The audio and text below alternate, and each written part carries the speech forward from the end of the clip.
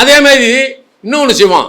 நீங்கள் பார்த்தீங்கன்னா இந்த கேது தசை நடக்கும்போது ஒரு விஷயம் நடக்கும். ஒருத்தன் கேது தசை நடக்குன்னு வைங்களேன், நேர பவளம் சொல்லும். பவளத்திட்ட போய் ஒருத்தன் ஜாதகம் பார்ப்பேன். ஜாதகம் பார்த்தவொன்னே பவளம் நல்லா அழகாக பலன் சொல்லி அனுப்புவார். திருப்தி அடைய மாட்டான்.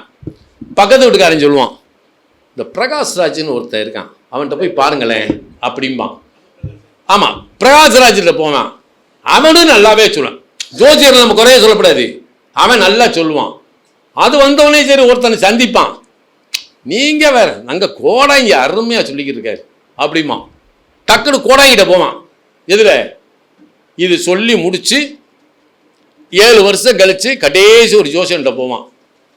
அந்த ஜோசியன் சொல்லுவான், இதை போய் வழிபட உனக்கு சரியாக வரும் அப்படின்னு சொல்லும்போது கேது தசை முடிஞ்சிருமா, சுக்கரசை. இப்போ யார் நல்ல ஜோசியன்? விடாது கருப்பு இதைத்தான் செய்யும்.